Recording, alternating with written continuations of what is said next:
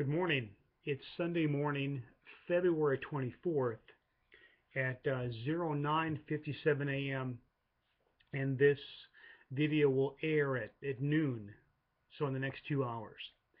I want to thank you for tuning in to another edition of Mac's Motivational Message.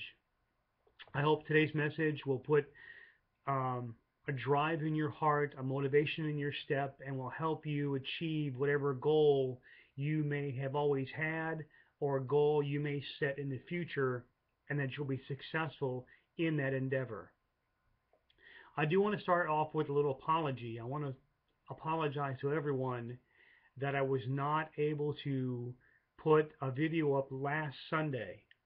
You may remember that's when I was in Albany, Georgia, and I was staying on the Marine Corps logistics base, and for some reason the Wi-Fi signal or the router or something, even maybe on my computer, I couldn't latch onto a signal. So I couldn't do last week's motivational message, and I apologize for that. Today's message is entitled, "Who Controls the Helm of Your Vessel?" As with every motivational message I put out there, I always like to start off with what I believe is a profound and very strong stated proverb, if you will. I heard it for the first time in the movie Coach Carter, and it's entitled Our Biggest Fear. I'm sorry, Our Deepest Fear. I think if you listen to the words of it, maybe you can Google it and read along, and you can see why I believe it's one of the most incredible things ever created. It really speaks to my heart and how I can achieve things in my life, and it's truly up to me to get there. And I'm going to read it to you. I'm still trying to memorize it. It was written by a Marianne Williamson. So I did not create this, but I want to share it with you. And again, it's called Our Deepest Fear. Our deepest fear is not that we are inadequate. Our deepest fear is that we are more powerful beyond measure. It is our light, not our darkness, that most frightens us. We playing small does not serve the world. There's nothing enlightened about shrinking so that others won't feel insecure around you. We're all meant to shine as children do. It's not in some of us, it's in everyone. And as we let our own light shine, we unconsciously give other people permission to do the same. As we are liberated from our own fear, our presence automatically liberates others. That just means so much to me. To me, at the core of that message, it means we as human beings, we as creatures on this planet, we're meant to shine. We're meant to achieve greatness, phenomenal, over the top, unmeasurable greatness. I mean, there are many people throughout history that have done phenomenal things. Martin Luther King, just, people who are wounded and come home from combat and they achieve incredible feats. You know the famous people throughout history that have just gone above and beyond the call of duty and done phenomenal things. It's not because they were given some magical pill or magical power or some sort of blessing, or they wear a cape with an S on it. They're human just the way all of us are. We're all born with the same common denominator. And it doesn't make any difference how big or fat your checking account or saving account is. It doesn't matter whether you drive a $50,000 car or a $2,000 piece of junk. It doesn't matter whether you live in a 15-bedroom mansion or a 1-bedroom pop-up camper. We're all born with one common denominator, and that's 24 hours in the day.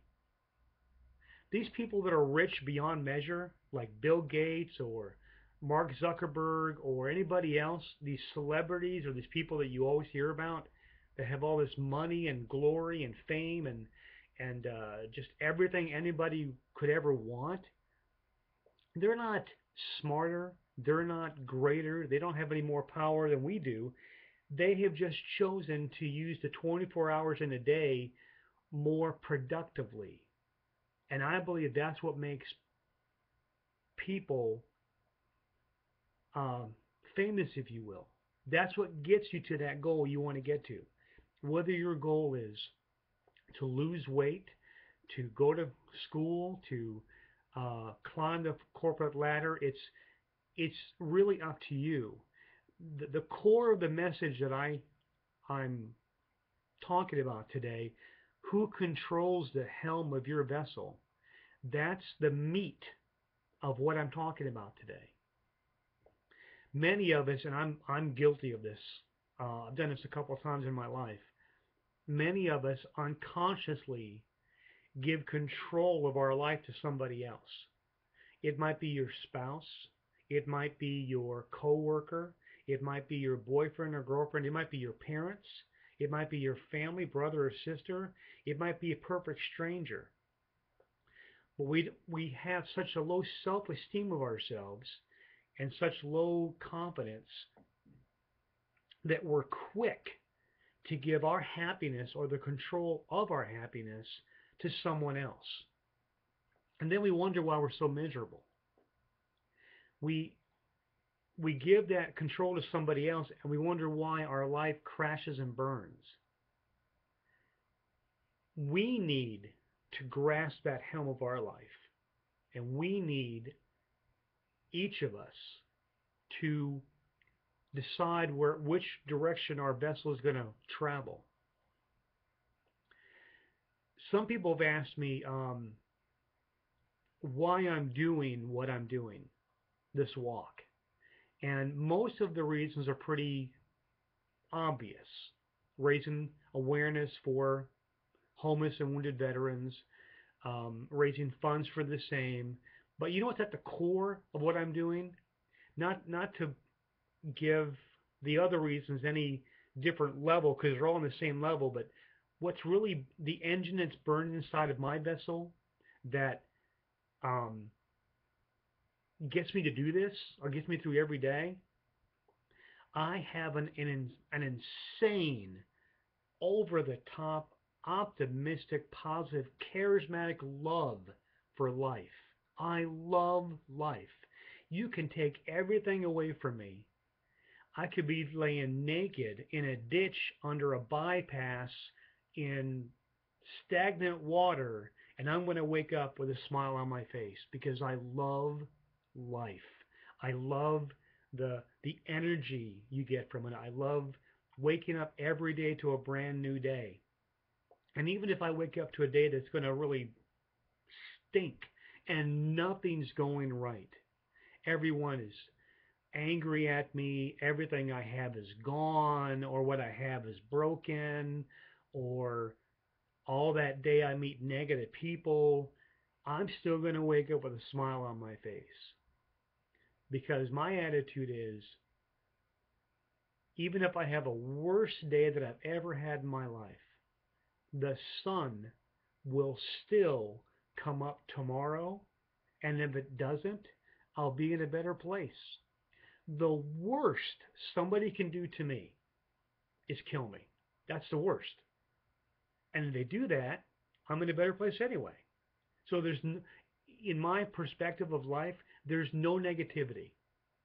For those of you that have been following me on this trek for the last 18 months, I remember back when I first started this walk, and everything was kind of a learning curve, and even my cart it was my second prototype, and it was still it was still it was more of a mess than it is now. I have learned so much about my cart and how to tweak it and make it operate better than it was in the beginning. In the beginning, things were falling off, snapping off, breaking, I didn't seal it right, so when it rained, all my stuff got wet. Uh, I remember a few times I'd be walking down the road and I would hear this ding, ding, ding, ding, ding. I'd look over, some other piece fell off, or I'd be going down the road and I'd take a break and look back and something's gone, and I never heard it fall off. And everything that could go wrong on this walk so far has gone wrong, and I just laugh. Oh, here's another quick story about how things just should upset me, but they don't. Um, a couple, maybe a week and a half, 2 weeks ago, Connie Lindy, my great friend, she caught me on the road and she brought me two bottles of Gatorade um, and two muffins that morning when I started out of Albany, when I was walking out of Albany, Georgia. And I wasn't pulling my cart that day. So when she gave me this stuff, she gave it to me in a little plastic Walmart bag, I think it was, and it was a plastic bag. And she takes off, and I'm climbing this bridge. It's an overpass. It's a real long overpass. And I stop for a moment and put the stuff up on the ledge to readjust the weight. And as I'm readjusting my harness and the weight, the stuff falls off the edge, about 50 feet below on the ground below. And I just look over and I just laugh. The food's gone now. The Gatorade's gone. There's no way I have the time or can even find a way down to the ground below to retrieve my stuff, and I just laugh. That's how I approach life. And you'll find that if you have that fire burning in you where you just love life no matter how rotten it gets, you're going to find that's infectious. People want a part of that. People want to touch you or grab onto you or it's like if they touch you, it's contagious and it'll rub off on them.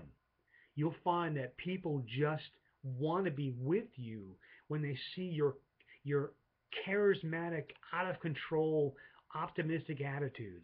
And I have found that everyone I meet, they just, I guess it just emits from me.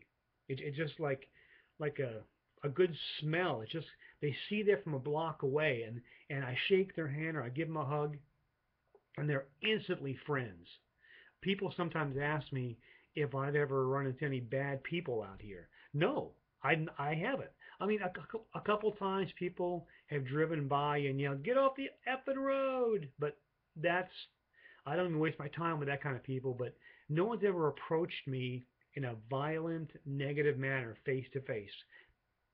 Yes, I've talked about those people that have been the naysayers and that talk down to me about my walk, but I don't, that's I may give them the time of day to rebuttal what they said, but I don't give them the energy that they so want from me.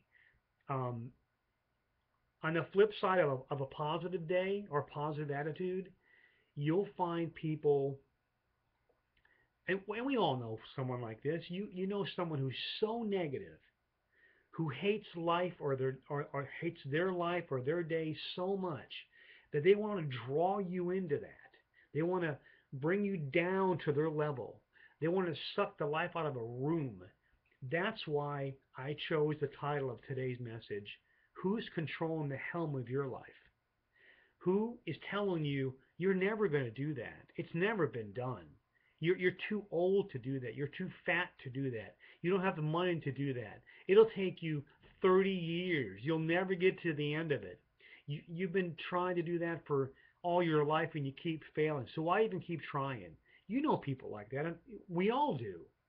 And even if they're a stranger or someone you don't hang out with on a regular basis, they're there. And if you believe that garbage they're feeding you, all they're doing is bringing you down to their level. You need to step above their level. The uh, to me, the best revenge is success. Those people, in my instance, those people who talk down to me, or that berate me on Facebook, or that send me negative message after negative message after negative message, they're trying to draw me down to their level. and I may defend what I'm doing or defend myself on Facebook, because what happens sometimes is that these negative people, in my case, they'll contact fire departments, excuse me, and people ahead of me and tell them Mac is a rotten person, Mac's done this, Mac is that, Mac is this. And it's all rumors, and unfortunately some people will believe that without even meeting me. But I take it with a good stride. If they choose to believe the rumors, then these people weren't meant to be in my life to begin with. So that's how I approach every day, with an optimistic, insane attitude. And you'll find if you do that, your life will change almost in an instant. If you walk with your shoulders back and your head held high and a smile on your face and a pep in your step, you'll find that people will gravitate around you that want to be a part of that. You never want to allow a negative person to measure what your happiness should be. We all have, pardon me, we all have goals in our life. We all have um, something we want to achieve. And let me make this quick note. Greatness, the word greatness. We're all meant to have greatness. Now, your greatness may not be my greatness, and my greatness may not be your greatness. Never allow someone to say, well, sure, you're doing that, but this person did this. Don't measure your greatness against someone else's, because what it comes down to is they can't be the better you. Only you can be the better you. They may have made more money. They may have more cars in their garage. They may have a bigger savings account. They may have better clothes. They may have a better home, but they're not a better you. So never, ever judge yourself against someone else's greatness. That works for them. Your greatness works for you. And even if it's if your goal is to buy a double wide and live in the remote woods, if that works for you, then that's your greatness. That's what makes you happy. It, I really believe that we as individuals control our own destiny, i.e. our own helm. Now I give my life and my control of my life to my God above, but I still decide which which way to take maybe his advice to me, or a dream he may send my way, or a sign. I still choose to accept that or deny it. And I believe that if I continue to accept his advice, I am on the road to greatness. You may not believe in God, and that's okay if that works for you. Um, I don't judge. This is a bit off the subject, but I don't judge if someone chooses to believe in Buddha or Wiccan, or they want to hug a tree. If they want to worship a rock in the middle of a stream, that's their right to do that. It's not right for me, but it's right for them. So I don't see it as being wrong. I just see it, we have a difference of opinion. Even if you believe in the same God I do, you may not believe in the same way I do. That's why I believe there's different doctrines, such as Catholics, Baptists, Presbyterians, Methodists. We all focus on the same God. We may not get there in the same way, but we're all going to get there. And that to me is pretty much the roadmap to your success, the helm of your vessel. You may even want to get to the same goal somebody else has done, or something greater than what someone else has done, but your path there may not be the same. So if you allow someone to control your helm, and they tell you, well, you can't do it that way, it's never been done, you have to stick by the book. You have to stick by the cookie cutter way of doing something, then you're giving them control. What's that old saying? There's more than one way to skin a cat. There's more than one way to get to somewhere, even if it's the same place somebody else has been at. So I encourage you, if you have someone in your life that's a spouse, a friend, a family member, a work colleague that seems to always tell you, you can't do it, it's never been done, you've tried before and failed, and if you believe that, you're giving them control, even subconsciously, over where you want to be or should be. You need to make an itinerary of your life, a list of things in your life that you want to achieve. And you need to control the direction in which it takes for you to get there. I'm also a strong believer in the power of positive attraction. And I'll give you an example. If you emit positive waves, if you will, or energy, you receive that back in the same. The Bible speaks about that all the time. Positive, optimistic, believe, faith. Those words are all over the Bible, and that I believe that transforms into day-to-day living. Even if you don't believe in God, just the idea still transforms into day-to-day living. I can't recall the gentleman's name, and it's been a while since I read this story, but this has to do with your mindset and how your mind will um, go in the direction you want to go. It was a high school football team. They were undefeated for many, many, many, many, many years. Nobody could beat them. It was because they were stronger or faster or more intelligent. But what the coach used to do before every game, he would have his players lay on the floor of the locker room and close their eyes. And he would tell them, I want you to visualize in your mind, play the game in your mind right now. Defensive tackles, where would your hands be? How would you plant your feet? How would you look up at the player across from you? How would you hit them with your shoulder? Quarterbacks, how would you pull your arm back? What would you look at if you wanted to throw it to a receiver? How would you place your feet? Centers, how would you protect your quarterback? Every single player, your position, I want you to visualize it. I want you to see them coming at you, and how would you step to get out of the way? Or how would you grab them to tackle them? And they would play the game in their mind before the game even started. And they won every single game. There have been studies, scientific studies, that tennis players do the same thing. How are you going to hit the ball back? How are you going to serve the ball? How are you going to put your feet on the ground when you do this? And if you find that you do that in life, it's amazing how things work. I have created something that's known as a dream board. It's on my computer, and I've got pictures of things that I want to achieve in life. And every morning I have a ritual. I'll take a few minutes and I'll stare at that board, at every picture on that board, and I visualize myself already having that stuff in my life. Fake it till you make it. I visualize myself, like for instance, I've got a picture of Atlanta, the Capitol building in Atlanta. I already see myself on the Capitol steps, and even though it's still 4 or 5 weeks away, I've already been there. I'm already going to go there in my mind.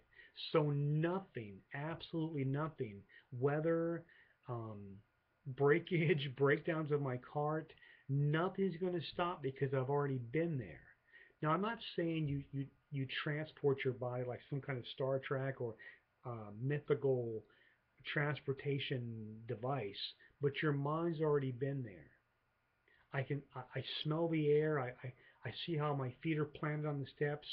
The people I meet, I'm already there, and I do that with every morning that I walk. I know what miles I'm walking that day, and in my mind, I've already walked it. So that's how I approach life, and that's how I encourage everyone to approach your life and where you want to go. So if you don't have control of your vessel, if your hands aren't on your own helm, I encourage you to make that happen. And it may not happen overnight. It may take you weeks or months to get that, to get out of the negative situation you're currently in and to control your helm or your life. But I encourage you to do that. Okay, I've kept you on here long enough. Let me go ahead and close for now. I want to thank you again for tuning in to Mac's motivational message. I want to thank you continuously, as I do every day, for all of your support. Because even though I control the helm of my life, or I've decided, let me rephrase that, to give my helm's control to my God, it's all of you that God has placed in my life that makes this walk a success. None of this would be what it is today if it weren't for you. To date, I've walked 1,621 miles, but I have many, many more miles to get there, to finish. And in my mind, I've already crossed the finish line, so I'm not going to fail. I wish you all a wonderful Sunday. I hope that this next coming week is a great one. I hope it's crazy optimistic. I hope it's insanely happy. Thank you all for your support. Thank you for your friendship. Thank you for your love. Keep me in your prayers as I'll keep you in mind. And to my baby girl, my strongest asset, my biggest inspiration, and the love of my life. Mwah. Daddy loves you very much. Until next time, Semper Fi.